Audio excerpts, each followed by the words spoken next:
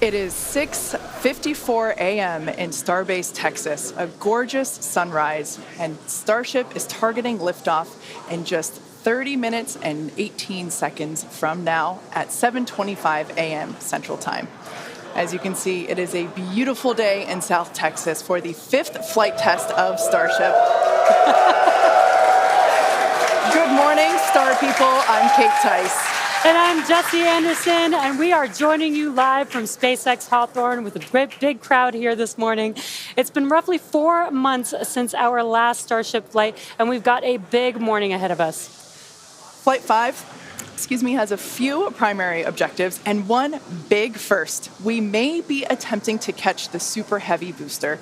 The teams at Starbase have been hard at work around the clock, upgrading hardware across the entire tower with focus on the chopsticks, the 2 mechanical arms that will reach out and catch the returning booster. We're only going to attempt the catch if everything on the booster and tower checks out after launch, but either way, excitement is definitely guaranteed. Definitely. Today's Starship features a completely reworked heat shield with stronger tiles and a secondary layer, which is an extra layer of protection for the ship that will protect from any of the that will help protect if there's any missing or damaged tiles. Now, not only did we replace the entire heat shield with our newest generation of stronger tiles for today's flight, we'll also be flying a handful of aluminum tiles that are there to help the team understand the thermodynamic environment during re-entry.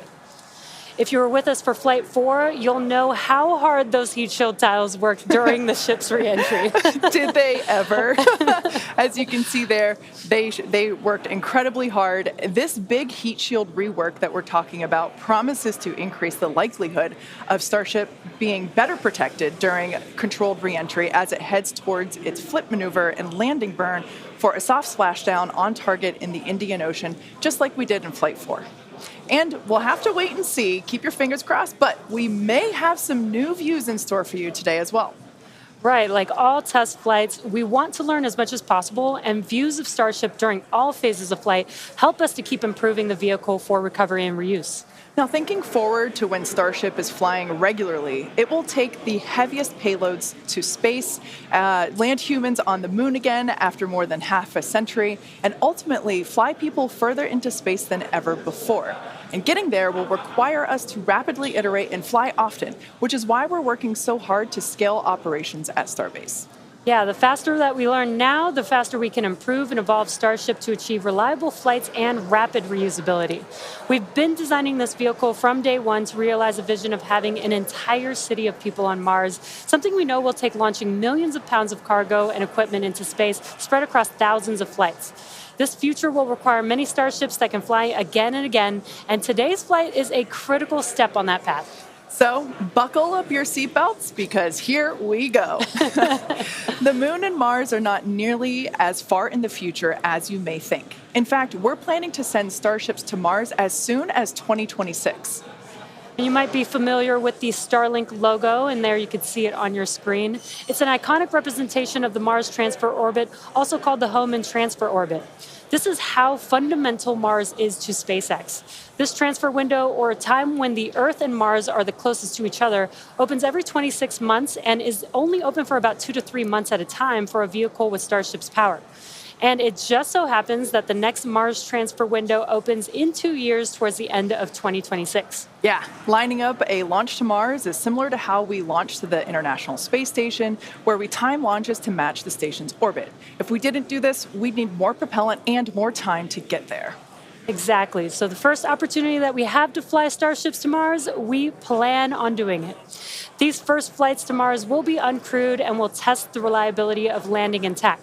If those landings go well, the first crewed flights will follow soon after. So it's safe to say it's all happening, and flights like today's are what's going to get us there.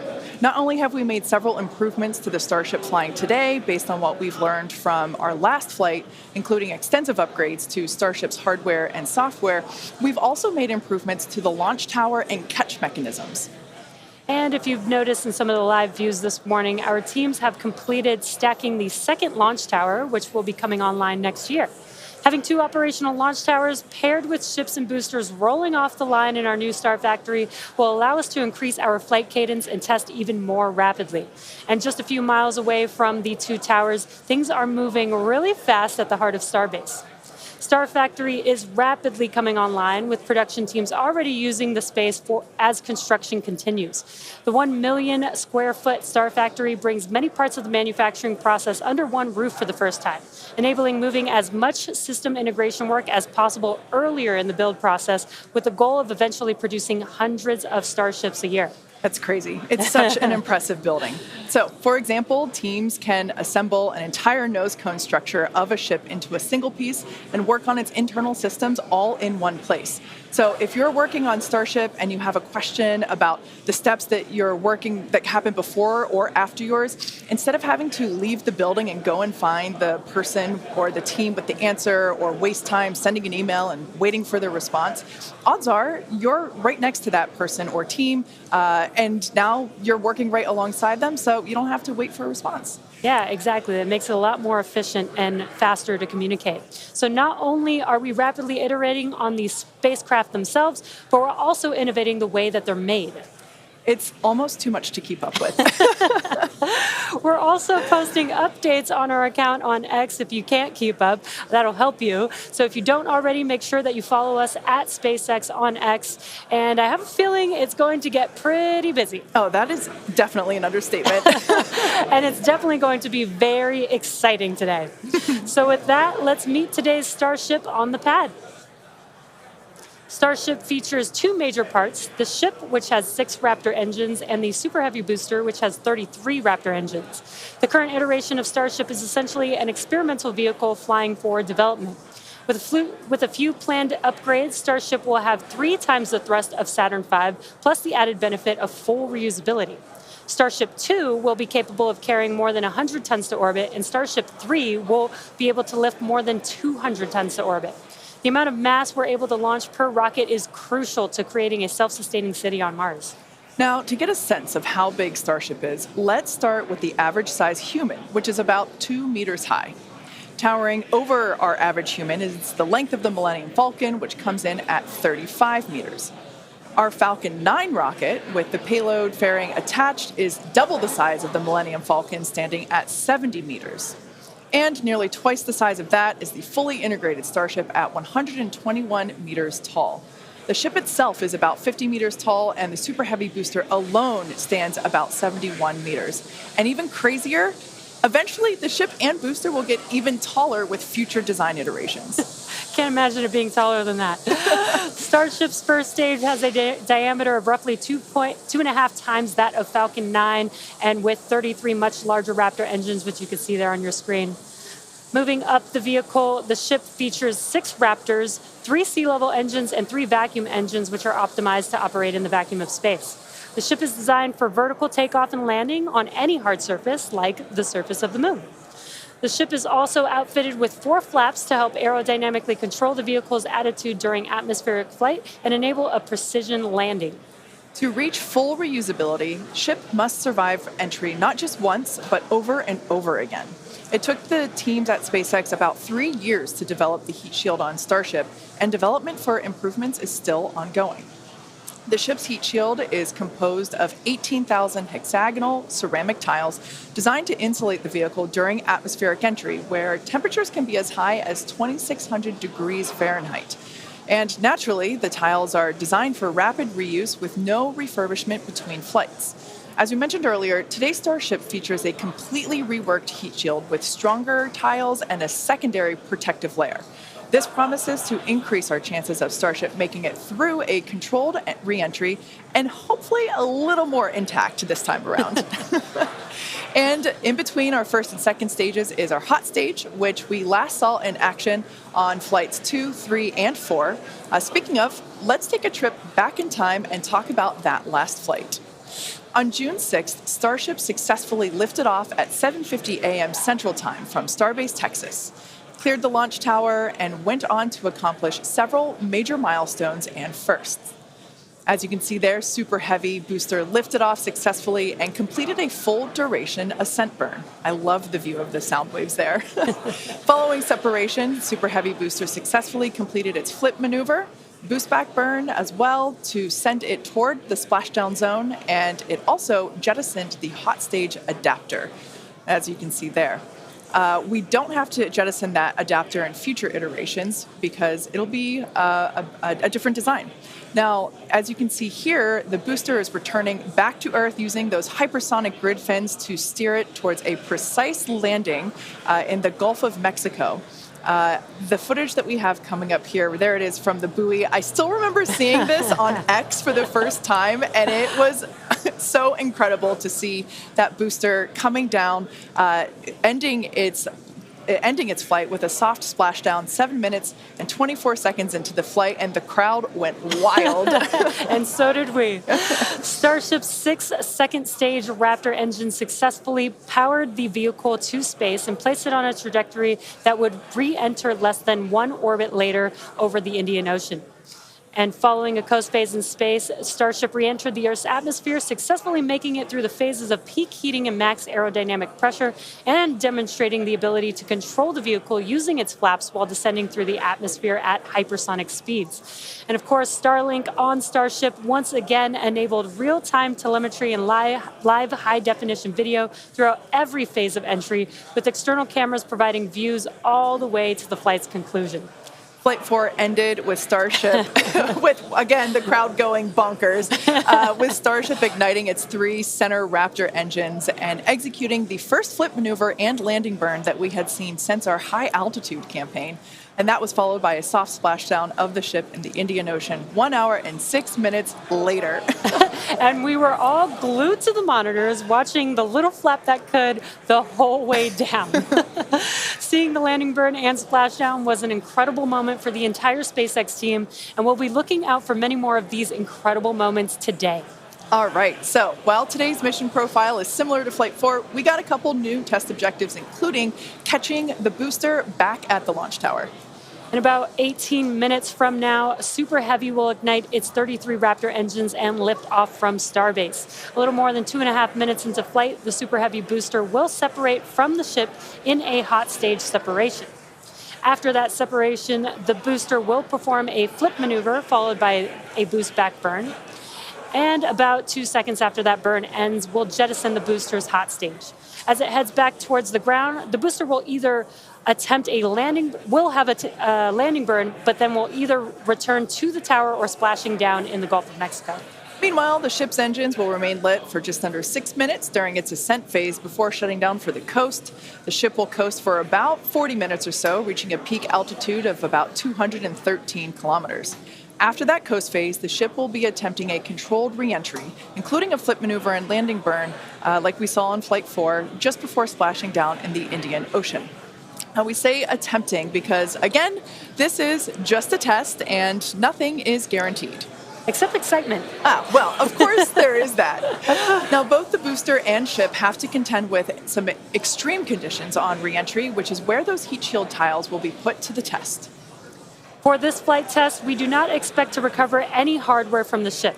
With the exception of Falcon, this is no different than what happens to most rockets flying today that are expended, meaning that they fall into the ocean after completing their mission. Eventually, we will return and reuse Super Heavy boosters and Starships as we do today with Falcon 9 and Falcon Heavy boosters. And in fact, we've landed Falcon boosters 352 times to date. Oh, man, I hear you say that number, and that is just wild. I still remember the night, or at least most of the night, that Falcon landed for the first time, and it still feels like yesterday. Yeah, definitely one of my favorite moments at SpaceX. And returning Super Heavy promises to be an even more impressive sight and a huge moment on the road to rapid reusability. Yeah, speaking of rapid reusability, future Starship designs will give Super Heavy boosters a lighter weight and integrated hot stage intended for full reusability, which will mitigate the need to jettison the hot stage like we'll do today. Similarly, even though ship recovery is not expected, the telemetry and data we receive all the way to the end is what we're what we're looking for, and is what will get us to a rapidly reusable Starship of the future. Yeah, exactly. In other words, just like previous Starship flights, the payload for this mission is the data. All right. Now that we have a handle on today's flight test, let's check in with Dan, who is right in the middle of the action. He's just a few kilometers from Starship on the pad. How's it going, Dan? It's going great, Jesse. Welcome back to Starbase, everybody. It's been far too long. Little change of scenery this time. Right behind me is the Launch Control Center, where our flight controllers are counting down to our liftoff at 7:25 a.m. Central. We are a little bit later in our window. The main reason is we're working to clear out the range. Have not been tracking any technical issues so far to preclude that launch. So 7:25 a.m. Central, 12:25 UTC is what we're marching down to. As you can see, we're actively loading propellants onboard Super Heavy and Starship. Liquid methane for your fuel, liquid oxygen for the oxidizer. Prop load on the ship started at about T-minus 49 minutes, booster at T-minus 40 minutes. We're going to keep loading propellants on those vehicles right down to the wire. Ship will close out at about 3 minutes and 20 seconds before T0, and then booster just about 30 seconds later. Now, with our startup sequence, it's going to look very similar to what you saw on Flight 4. We already tested it with this booster and its static fire. We're going to see the Raptors start to make fire at about T-minus 3 seconds, and then we'll start them up in 3 different banks. The first inner 13 will fire, and then about a second later, 15 of the outer ring engines, and then about 0.8 of a second after that, those final 5. Another reminder, if we need to hold, we have a built-in spot at T-minus 40 seconds. We can hold for stuff like if we need to finish clearing the range or if any other technical issues pop up, just kind of in the last second. But if there's nothing holding us back, we're going to go right past that and go down to 0. So, I mean, as of right now, we're just under 14 minutes away from liftoff, not working any technical issues. Range is expected to clear. We're just clearing out a few more boats. And as you can see, the weather is perfect. We had 100% go for launch from the weather officer, so that was pretty unprecedented and something we really like to hear. If we're not able to go today, since we are loading prop, it would likely be about 48 hours before our next attempt. But good thing we're going to launch today. Really looking forward to being able to turn around and see it this time. Counting down to 7:25 a.m. Central, and I'll see you guys in a couple of minutes. I'll send it back to you in Hawthorne. Thanks, Dan. Now, one of the most exciting objectives for Flight 5 today is attempting to return the booster to the launch site that you see right there, and it will be caught by the tower. We refer to this simply as booster catch. As you've heard us say, Starship and Super Heavy are designed to be rapidly reused, which is why we've developed a novel way of returning the vehicles that leverages the same hardware we use for stacking ahead of flight. Right now, when we recover our Falcon boosters, they either return to a separate landing zone on land or to a drone ship in the ocean, both of which require time to transport the vehicle back to the launch site. In order for us to achieve truly rapid reusability, we need a quicker turnaround. And you can't get much faster than returning the launch vehicle right back to the launch site where it needs to be in order to launch again. For today's booster catch attempt, while there are thousands of criteria that need to be met, there are 3 primary gates that will be in play. In order to proceed, automated checks have to indicate we have a healthy booster and a healthy tower, and the flight director must issue a manual command, which is informed by manual checks from the flight control team. If this command is not sent prior to the completion of the boost back burn, or if automated health checks show unacceptable conditions with Super Heavy or the tower, the booster will default to a trajectory that takes it to a landing burn and soft splashdown in the Gulf of Mexico. Now, thinking to the future when we're operational, after a booster returns to the launch tower, it will be inspected and reloaded with propellants and then ready to launch another ship to orbit. For today's test, however, we're only going to attempt the catch, like Jesse said, if everything on the booster and tower checks out after launch. And of course, we will let you know as soon as we know if it's a go. And we're going to be listening very keenly for that call out. Now, as always, we accept no compromises when it comes to the safety of the public and our team. So to that end, the area all around the pad and the flight path are cleared well in advance. Exactly. A lot of things have to go right in order to line up the booster catch. So don't be surprised if we don't attempt the catch today. Either way, today's flight will generate data that will continue to inform our future flights and help us get to that operational cadence. Yeah. Oh, you can't forget what else it will generate. Are you thinking what I'm thinking? I mean, I was going to say a sonic boom. Oh, I was going to say excitement, but that's a really good reminder. Now, if we do make it to a catch attempt today, Super Heavy may generate a sonic boom upon its return. And that's basically a brief thunder-like noise that we hear when an aircraft or other object travels faster than the speed of sound.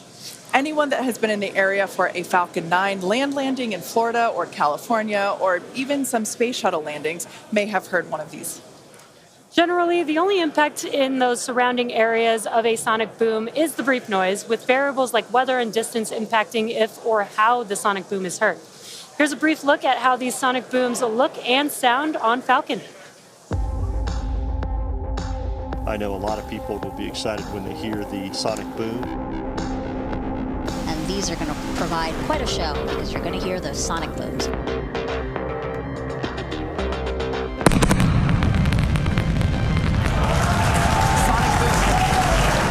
Booster landing leg deployed.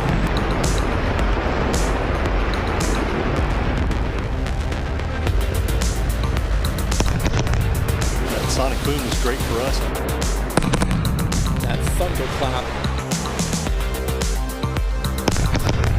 broke the sound barrier.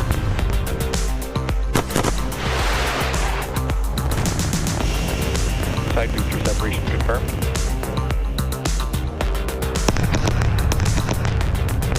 Just heard the two sonic booms here in the room. Booster landing confirmed.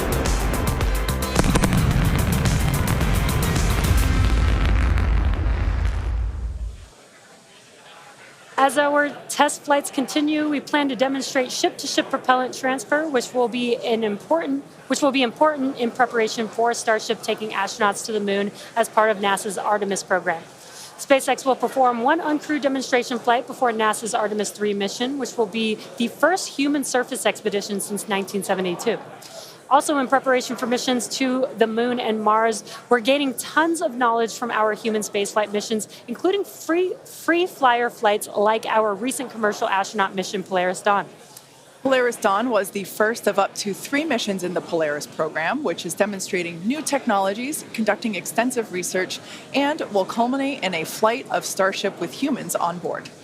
After nearly 5 days in orbit, Dragon and the 4-person Polaris Dawn crew safely splashed down on September 15th off the coast of Florida, completing the first human spaceflight mission of the Polaris program. The Polaris Dawn crew performed some incredible firsts during their mission. Dragon and the crew reached 1,408.1 kilometers, the highest Earth orbit ever flown, and the farthest humans have been from our planet since the Apollo program. The crew also performed the first ever commercial EVA, or extravehicular activity. And as you can see there, they were wearing the new EVA suits that we developed here in-house. This was an incredible moment to see Jared and then later Sarah emerge and perform this EVA with Earth behind. Now, in addition to this incredible spacewalk, they also conducted about 36 research studies and experiments from 31 partner institutions, including NASA. And in addition to all of that, they also tested Starlink laser-based communications in space. The data gathered from Polaris Dawn missions is invaluable, much like the data that we're going to see after today's flight test of Starship. So we're coming down to T-minus about 7 minutes. Let's check in with Dan. Hey, thanks, Kate. So yeah, we're right at about 7 minutes away from launch. The main thing we are still working is that range clear. Again, we have to make sure boats, airspace, everything is cleared out of the way for our ascent corridor, basically the Gulf of Mexico, where we're launching through before we can actually launch. And so we're working on clearing out just a few more boats. We do have a window, remember. So if we end up holding at like a T-minus 40 seconds, we can hold for several minutes, allow those boats to get out of the way, and then we can launch. Our window is from 7 to 7:30 Central, so we don't have a huge amount of time today, but we do have some margin if we need to work with it to still get off the ground today. For now, though, we're coming up on finishing prop load on both vehicles. Header tanks are pretty much topped out on the ship. Those are going to be used for its landing burn. And again, we're going to be closing out all of the prop load at about T-minus 3 minutes, 20 seconds for the ship, and then just 30 seconds later for booster. One kind of cool thing to talk about, so the folks in launch control behind me, after liftoff, they're going to have some pretty special tasks today if we're going to go through with the catch. They're going to be doing some really detailed inspections just visually of all of the different tower systems, a lot of those things that we upgraded, just to make sure that we are in the right posture to actually proceed with the catch. So they'll be working kind of fast and furious behind the scenes to inform the flight director's manual command to send the booster back. So if we hear that command being sent, that's going to be just the roof's going to come off. That's going to be a really exciting moment. So otherwise, if we don't go today, as you guys talked about, there is a chance, and if we don't send the booster back, we'll do a landing burn and a splashdown in the Gulf, and then that's just another landing burn to gather more data, learn more lessons from, and then we'll come back and try the catch again on the next one. But as of right now, we're coming up on 5 minutes. There is a chance that we'll hold or extend into the end of our window, so don't be surprised if that ends up happening. But if those boats do get out of the way, we are just about 5 minutes away from launch. So I'll check back in just a moment, but back over to you, Kate and Jesse. Thanks, Dan. Our rapid iterative development approach has been the basis for all of SpaceX's major innovative advancements, including Falcon, Dragon, and Starlink. Today, we're testing hardware and systems, and we need to know how they perform under the most extreme conditions. We'd much rather find the bugs now during testing than later on when there's more on the line. And to reiterate, while we do determine an acceptable level of technical risk on our vehicle and pad in order to learn as fast as possible, we accept no compromises when it comes to the safety of the public or our team. So that is to say, this is only the fifth of many future flight tests of Starship before it becomes fully operational. You might remember the Starlink panels that are incorporated into Starship, and you can see them there on your screen, those rectangular panels on Starship's nose cone. Starlink brings us the epic views in space and on re-entry, and also helps deliver us the critical flight data engineers need to continue development.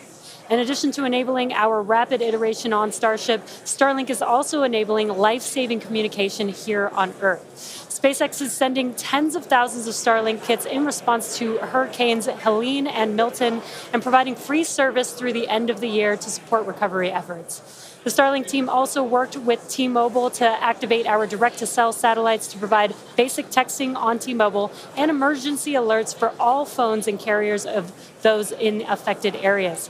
If a phone connects to a Starlink satellite, it will have 1 to 2 bars of signal and show T-Mobile SpaceX in the network name. SpaceX's direct-to-cell constellation has not been fully deployed, so these services are being delivered on a best effort basis. Starlink is enabling life-saving communication here on Earth and continues to help us push the limits in space. In the short term, by providing great views and real-time data on our next few flights, particularly through re-entry, which historically is a blackout period for all communications.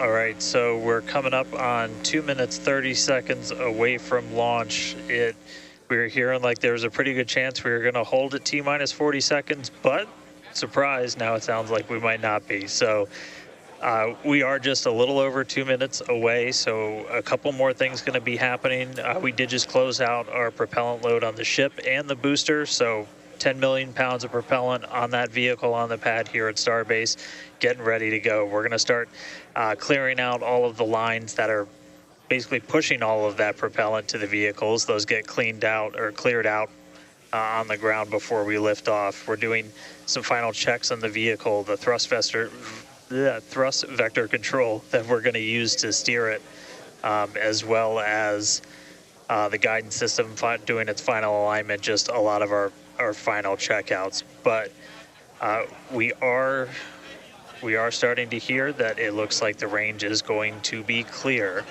at our liftoff time of 7:25 a.m. Central, 12:25 UTC. So that puts us 1 minute, 20 seconds away from launch.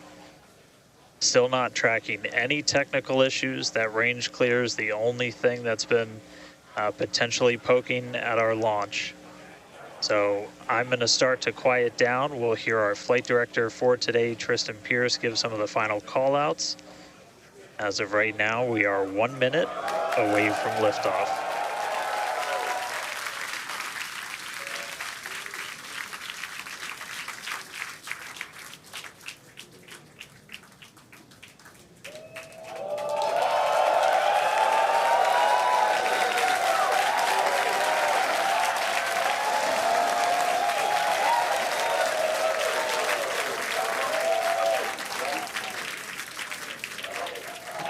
Flight directors go for launch.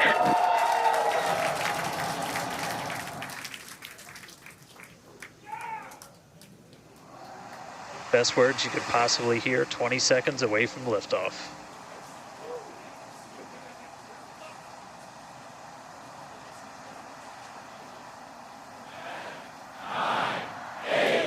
T-minus 5, 4, 3, 2, 1.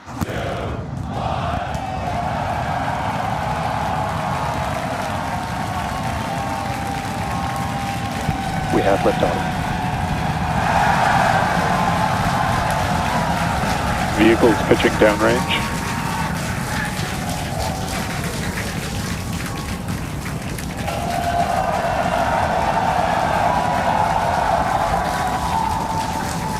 Booster after chamber pressure nominal.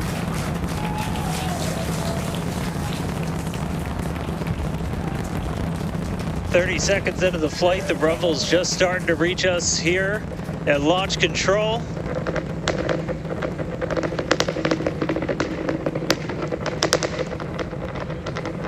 Booster and ship, That avionics is the power and sound telemetry nominal. of 33 Raptor engines.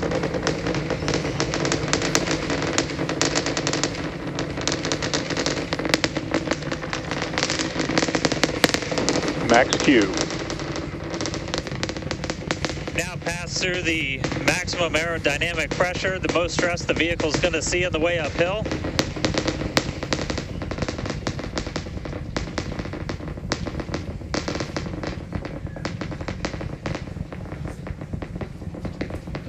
All right, our next major milestone coming up, it's going to be hot staging. We're going to see the engines ignite on ship to push it away from the booster.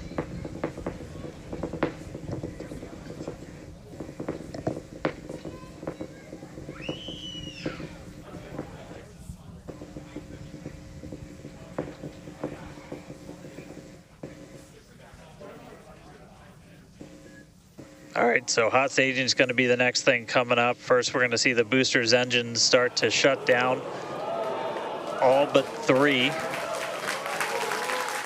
We're going to do what's called most engines cut off instead of main engine cut off, because 3 are going to keep going, and then we're going to see the engines on ship ignite.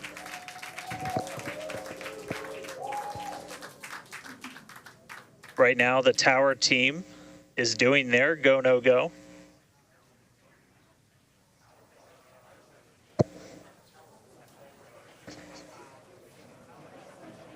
And we might hear some really good words soon, too. All right. Can still see it up behind me. That is one of the most gorgeous things I've ever seen in my entire life. Coming up on hot staging next. Ship engine There's startup. most engines cut off. Stage separation. Booster Stage separation. separation, Startup. hot stage separation confirmed. Ship under its own power. I'm seeing 6 out of 6 Raptors lit. Hopefully I got a booster on the way back to me. I'm going to send it to you guys in Hawthorne. Oh man, that was absolutely incredible. I loved how the crowd Chamber pressure is nominal. here in Hawthorne all went ooh at that first view of the blue flames from the booster. As you can see there, first stage currently performing, is now making its way back to the launch site. Again, we are Ship avionics power and telemetry nominal. the booster and the tower are both performing automated checks to make sure we are go for the booster to return to the launch pad for that catch. And once those are complete, the flight director... Booster boost back burn shutdown. Flight directors go for booster return. And we did hear that the tower is go for catch. So that was one of the big criteria we were looking for. This view We'll here. wait to hear that the go for catch has been sent. Beautiful view here from the ship. And so exciting to hear that we got a go for booster catch. That means it's going to be a really exciting morning. Again, the booster is making its way back towards now land in order to make that catch attempt in the tower. So incredible to see these views. You can see the ship on the right-hand side of your screen. All 6 Raptor engines are under full power. Once again, the booster is making its way back to the launch site. We are going to try and catch it using the chopsticks on the launch tower, the exact same tower that it just launched from 5 minutes ago. Yeah, and the booster. Starship on nominal Guys, trajectory. I can confirm the command was sent for the booster to come back. That is So I'm incredible looking news. up right now. It's pretty much right overhead of us, and we can see it starting to come down. I can't wait for us to hear the sonic boom through Dan's mic. Right. That is going to be incredible. It was so cool to hear the liftoff. And so once again, a successful on-time liftoff of Starship Flight 5. The ship has separated from the booster. The booster is there on your screen. It is making its way back to the launch site. We are going to attempt the catch using the chopsticks. We did hear the confirmation that the command was sent to the tower. We are go for catch. And in order to. And guys, we should just be about 30 seconds away from our landing burn. It's going to happen in 3 phases. We're going to land 13 engines, burn off all of that velocity. Oh, we can see it coming down through the plume. Booster coming in hot for booster catch. We're going to ignite 13 of those Raptor engines, and this view is incredible right now. You can see how fast this vehicle is moving on the left-hand screen. Landing burn has 13 been engines. ignited. We're now down to 3 Raptor engines. We can see those chopsticks now in the air.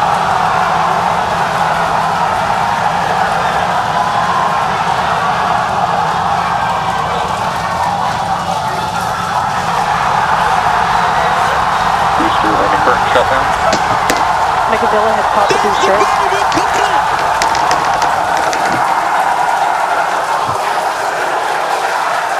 This is absolutely insane. On the first ever attempt, we have successfully caught the Super Heavy booster back at the launch tower. What an incredible view! Are you kidding me?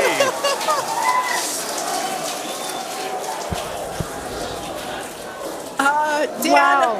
I don't know about you, but we're losing our stuff up Starship here. in terminal bed.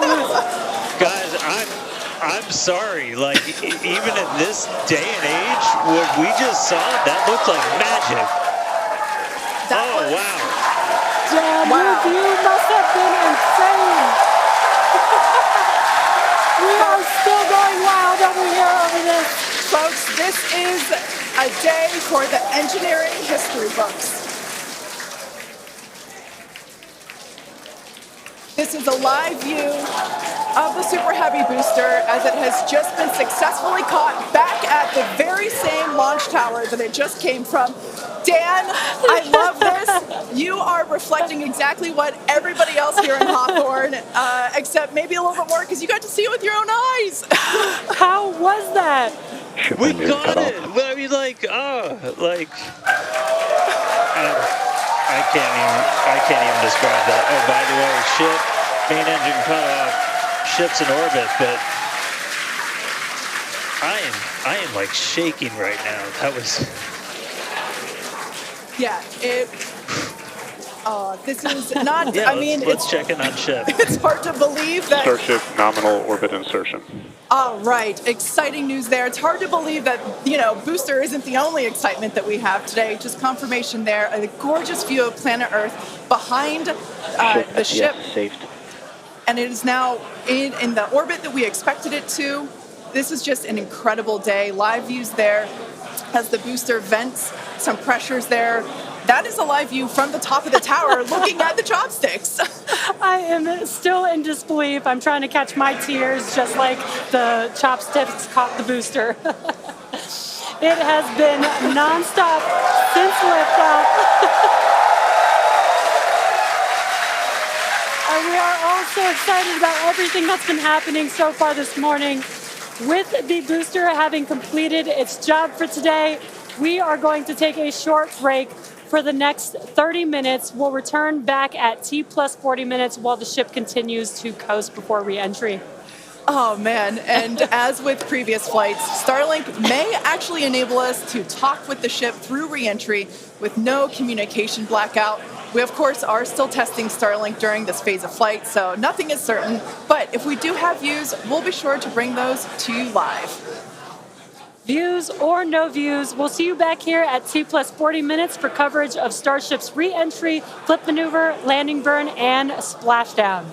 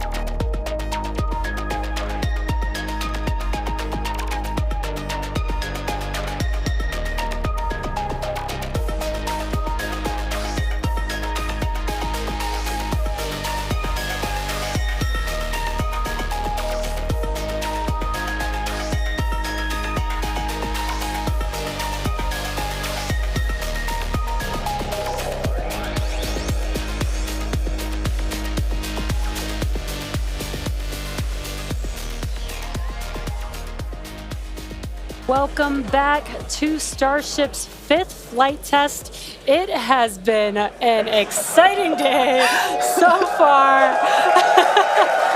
Even the crowd here is still so excited.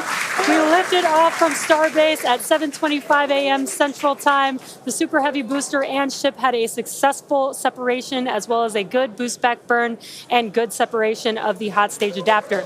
The Super Heavy booster then completed the landing burn with 13 Raptor engines igniting and slowing down the vehicle perfectly for Mechazilla to catch the Super Heavy booster for the first ever land recovery of the vehicle.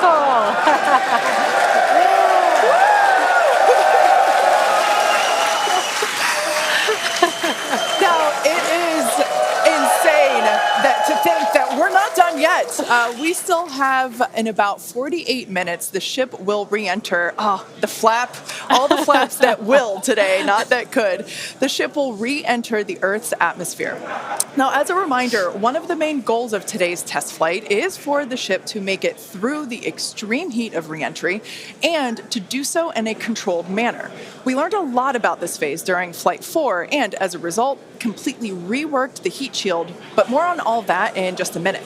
Now, re-entry is typically a portion of flight where we don't have communications with the spacecraft because re-entering, it'll be re-entering at about 8 kilometers per second, or about 5 miles per second of roughly orbital velocity. Now, those speeds, the spacecraft moving through the atmosphere results in friction and creates a plasma field around the vehicle. We saw this in action on Flight 4 thanks to Starlink, and wow, it was breathtaking. The blanket of plasma ends up distorting communication frequencies, so it's not uncommon to experience brief blackouts in communication, but hopefully that's not the case today. And Kate, that's where Starlink has just kind of been just the unsung hero and the MVP of this test campaign. I mean, it's able to give us data, not just awesome video, but also data in real time as we're going through reentry. I mean, this is something that throughout the history of spaceflight just hasn't been possible. And this is an environment that is so unforgiving, so hard to model, so hard to understand. And for the first time ever, we're able to literally watch as it unfolds in real time, get that data in real time. And we're able to do that with Starlink. And it's great for us because we get to see something. We get to see the greatest light show on the planet or off the planet. But what it means for this program, we're able to learn tremendous amounts about our heat shield, our angle of attack, everything that we're doing as we're coming in through the atmosphere at hypersonic speeds.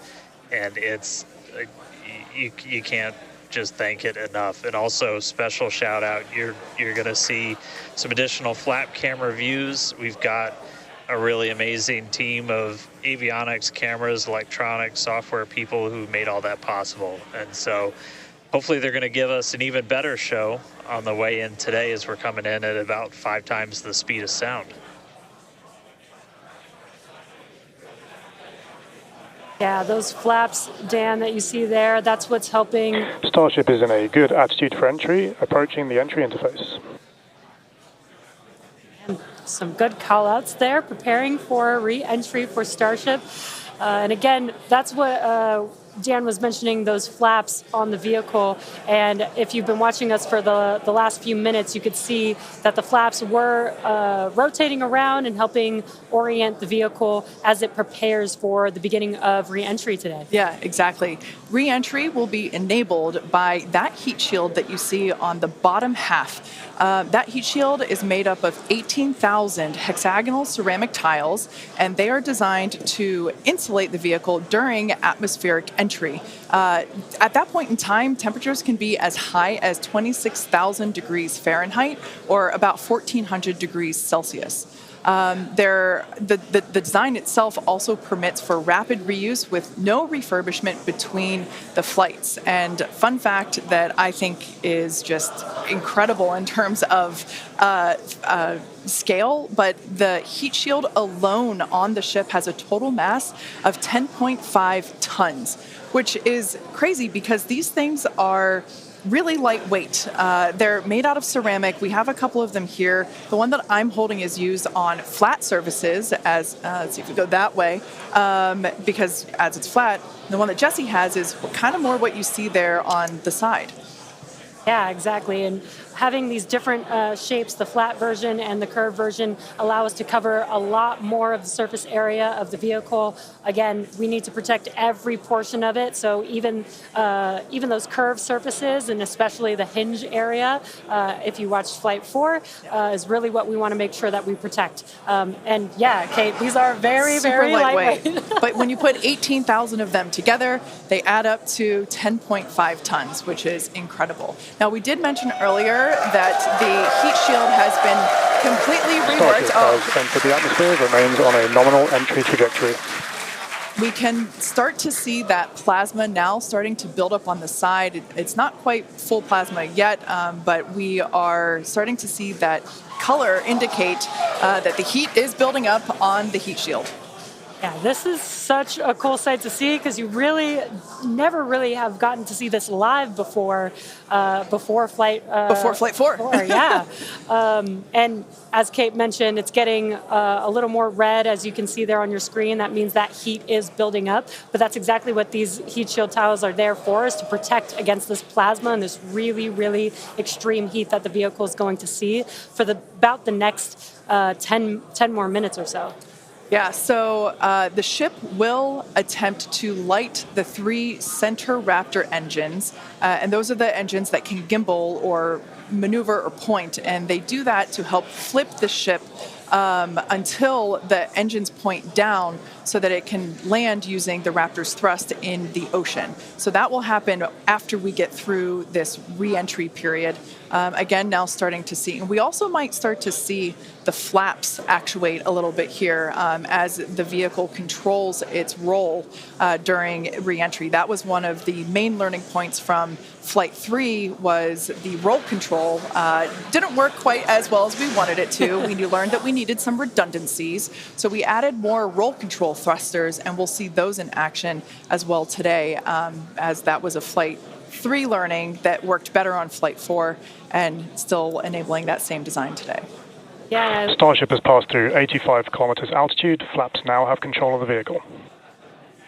Great call out, as Kate mentioned, the flaps are controlling the attitude of the vehicle. And I love these views because it looks so calm. Everything is relative, right? So relative to this camera on the ship, it looks so calm and smooth, but the vehicle is traveling extremely fast. You can see the speed on the bottom right-hand corner of your screen. Starship is designed to land on Mars where there are no runways or other humans to help out. So we also want rapid reusability. So we're doing propulsive landing instead of a more traditional means like parachutes. And so we will use the engines on this vehicle to help slow the vehicle down for a vertical landing. Yeah.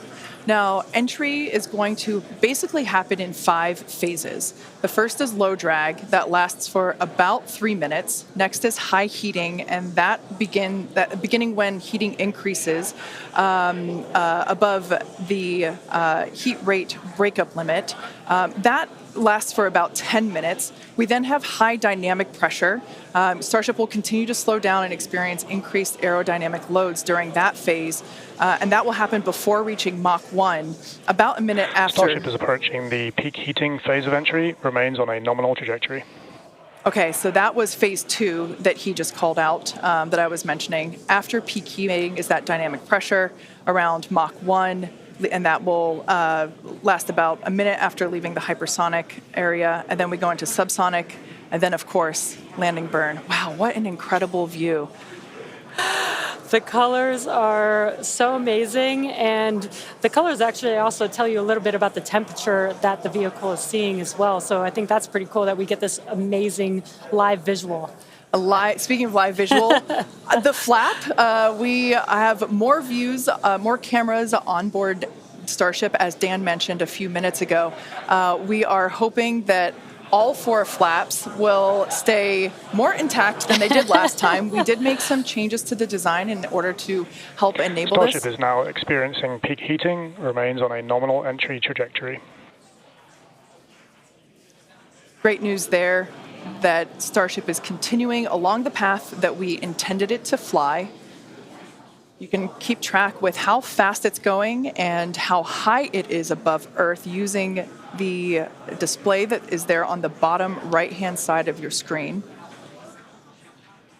And guys, this is where we're really going to see a lot of those improvements from Flight 4 really come into action. Is you guys kind of talked about, so it's called the static arrow. Those are kind of the poke out points on the flaps.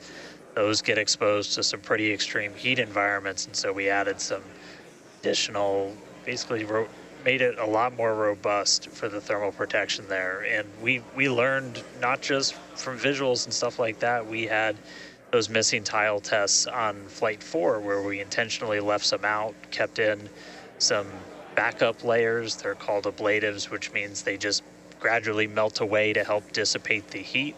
And we've got an entire layer of ablative underneath the tiles on this Starship today. So even if you get a gap in a tile or a tile is broken, anything like that, we've got essentially backup options. And what we're really trying to do today is do an on-target landing. As we lost the flaps, you lose a lot of your control, and so we didn't land right on target last flight.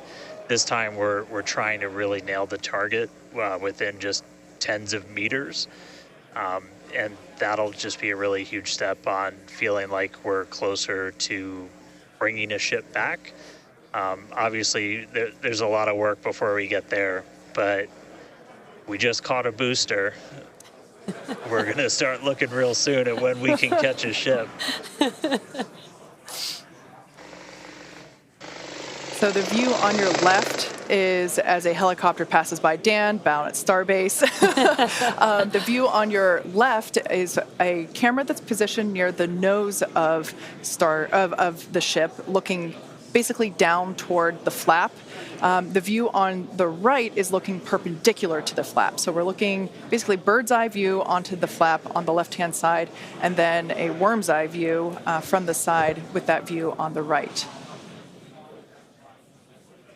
Yeah, sorry about that, guys. Maverick just buzzed the tower. He might be coming back, so.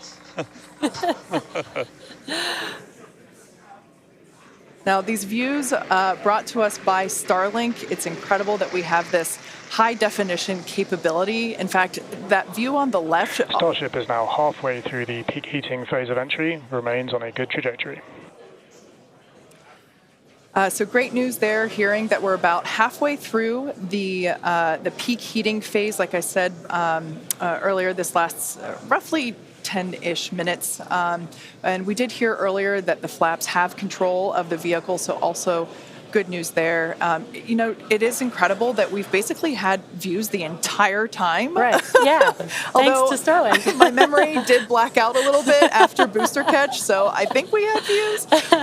But all through the coast phase, we had some beautiful views of planet Earth behind the ship as it was in its orbit. Yeah, and I also do want to point out on your right-hand screen, we've got a more encompassed view of the flap.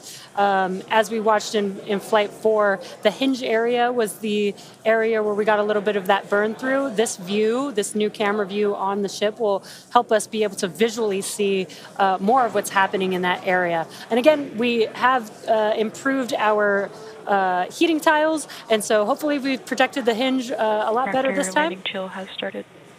But again, these views are additional to the data that we get on these flight tests that help enable us kind of put the data that we get in the computer to the visuals that we see and try and align those and use that for improvements in the future. Now, we heard a call out there saying that engine chill has begun.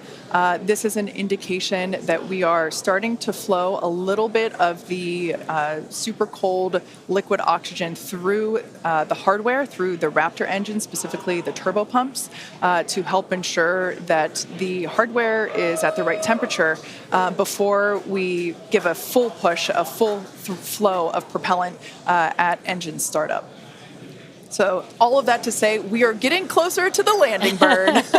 We definitely are. And again, if you look at the bottom right hand of your screen, you can see the altitude that the ship is, and it has been slowly making its way closer and closer to Earth. We're currently at about 63 kilometers from planet Earth, and you'll see that number trend lower and lower as we get closer and continue through this reentry. Yeah, this is going to go on for a little, actually a while longer. We have about 10 minutes or so, roughly, before we execute the landing, the ignition for the landing burn, starting with the landing flip. So we're making a controlled reentry. This is one of the primary objectives for Starship today, is to demonstrate another controlled reentry, even more controlled than what we saw on Flight 4. And so far, that is looking good.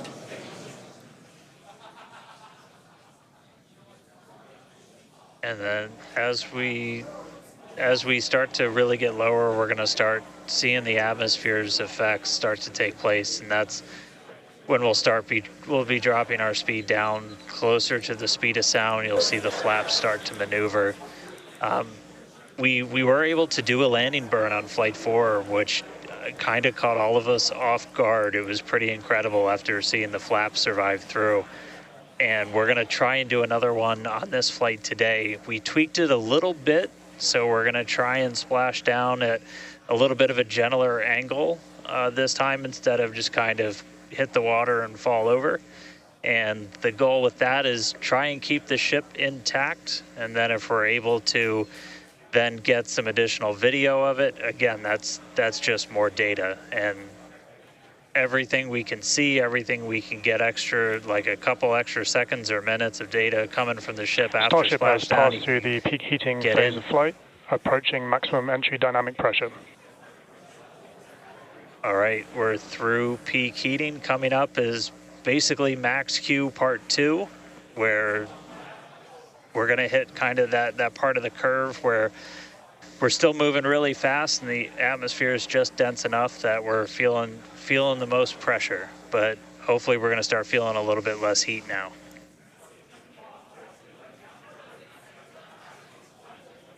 Looks like we got more views of each of the flaps on the ship as it's making its way back down to Earth. And we did pass through peak heating and still got really good views throughout that whole period. Typically during the highest heat on the vehicle, we tend to build up a lot of plasma, and that's typically when we would lose connection or views of the vehicle. But again, with Starlink, we were able to get some live views throughout that entire process there. And we're coming up, we'll start hearing a couple more milestones in about 4 minutes or so, when we start getting down to like the transonic, the subsonic, when we're starting to move closer to and beneath the speed of sound.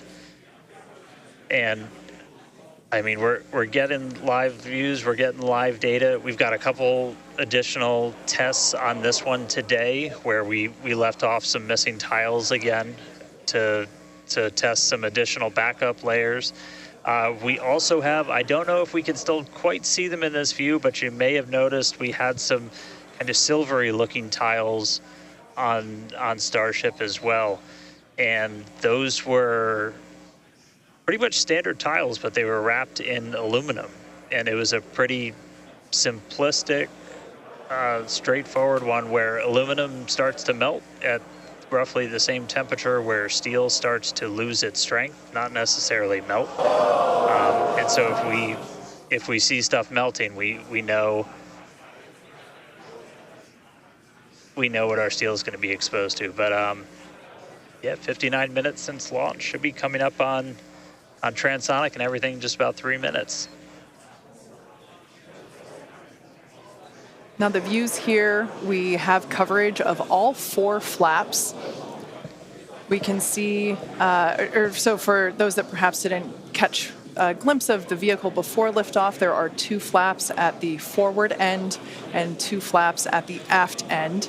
The larger camera view that is there on the right-hand side of your screen, that is a view of one of the aft end or the bottom end flaps. We can start to see some heat buildup and peeking through on one of the flaps there in the top left-hand corner of your screen.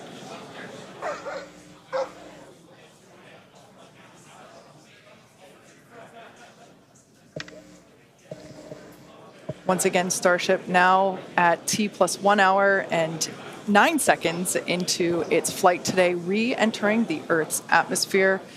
Currently about 45 kilometers above the surface of the Earth, now 44. We are targeting a soft splashdown in the Indian Ocean, about, northwest-ish of Australia. And we are attempting to, as we did on Flight 4, perform a flip maneuver as well as Starship is at maximum entry dynamic pressure, remains on a good trajectory. All right, so that is great news there. Like Dan said earlier, this is basically max Q part 2. So this is the greatest amount of aerodynamic loads that the vehicle will experience during its flight. It's coming back through the Earth's atmosphere. It was above the Earth's atmosphere in space where there was no friction. We can obviously see heat as evidence of that friction buildup. The atmosphere is actually helping to slow the vehicle down. If you're watching the telemetry in the bottom right-hand corner of your screen, you can see that speed decelerating rapidly.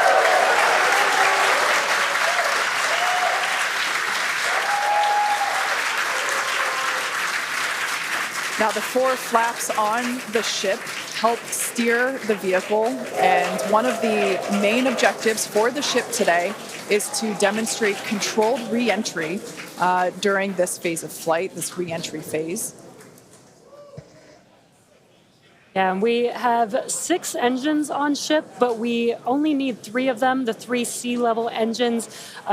We will have that flip maneuver happen very close to touching down for splashdown. We'll do that flip maneuver, ignite those engines, slow the vehicle down immediately, and then hopefully have what we call a soft splashdown in the water.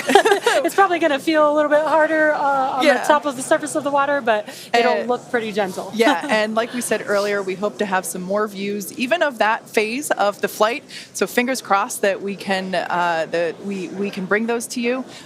We are hoping to splash down softer than we did last time on Flight 4. Right now, Starship continuing to make its descent back to planet Earth. Starship is at Mach 2, remains on a good trajectory. All right, great news there. That tells us that the vehicle is traveling twice the speed of sound. So we will then, the next call out that we'll hear is that it is, traveling about the speed of sound. And then we will hear a call out that that will be the call out that it is transonic. And then we will hear another call out saying that it is subsonic, meaning going slower than the speed of sound. Starship is transonic. There it is. So at this point in time, we say transonic because certain parts of the vehicle, like the flap that you see on your screen, might be experiencing airflow faster than the speed of sound, while other parts of the ship may be experiencing airflow. Starship is in the subsonic belly flop. All right, so now the entire vehicle is traveling slower than the speed of sound, so subsonic. The crowd here at Mission Control Hawthorne also getting excited, just like us. We're awaiting a water landing. We are going to reignite the 3 engines to perform that flip maneuver, and we're basically about a minute and a half, away from the landing flip. Yeah, the crowd's getting excited here as we get closer and closer to splashdown. Again, just about a minute away from the expected splashdown, so we should see a lot happening coming up here shortly.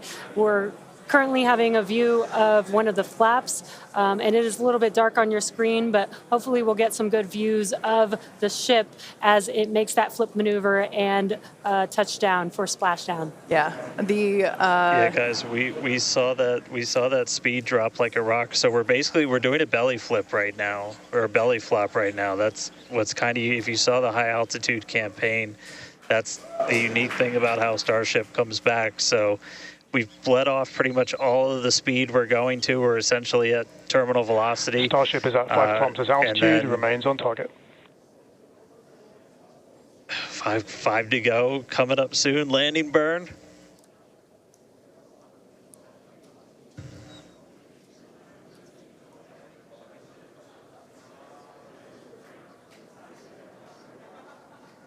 Two kilometers away. Starship is on target, approaching landing burn startup. So keep an eye on the bottom right-hand side of your screen as well. That will be the indicator when the Raptor engines ignite, if we are unable to see that illumination ourselves. Landing burn startup. What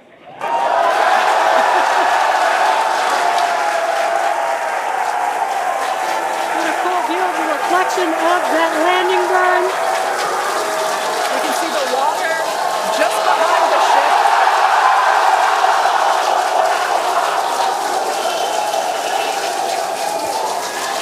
Starship has landed. An incredible view. I think it is safe to say we have a ship in the water. Touchdown! That is a live view from the ocean surface. What an incredible end to Starship's journey. A live view from a buoy that we had out at the landing zone. An incredible view of ship landing just about on target as they were calling out. That was amazing. And we were not intending to recover any of the ship's hardware, so that was the best ending that we could have hoped for.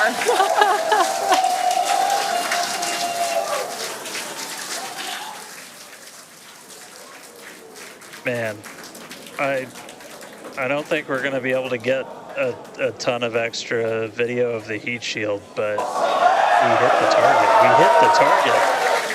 Yeah. I mean, we hit the target because we had these buoys placed in a pretty specific spot, so wow. What a day. I feel like that's what I get to say. What a day. I mean, everything started off today with that launch. We were able to lift off towards the end of our window, 7:25 a.m. Central Time. 33 out of 33 Raptors in the way uphill. Successful hot stage. Booster came back. We watched it come down right behind us. Watched it get caught. And that broke my brain for a while. I'm really happy we had coast for a bit, but that's first ever booster catch, major step on the way to rapid reusability. And ship just gave us one heck of a show, making it through a controlled re-entry this time, flaps intact, made it down to the water. Hey, Starships were meant to fly, and it sure as hell flew today. So let's get ready for the next one. Over to you guys. They were meant to fly, and they were also meant to be caught by Mechazilla. Yeah. It's been such an incredible day today. Congratulations to our teammates and to everyone who supported the Starship program. And thank you to all of our future customers for your support. And we'll also like to thank the people of Cameron County, Texas, as well as the Coast Guard, the Federal Aviation Administration, the Government of Mexico, and the Australian Space Agency. Now be sure to follow SpaceX on X for more updates on today's test flight and, of course, for future Starship news. Today was amazing, but the SpaceX action isn't over yet. Soon Falcon Heavy will launch NASA's Europa Clipper, and we're also going to be returning Dragon back to Earth with NASA's Crew 8 astronauts. So congratulations again to the SpaceX team. What an amazing launch and an even cooler catch. Thank you for watching, but we're going to leave you with an awesome recap of what has been the most epic day.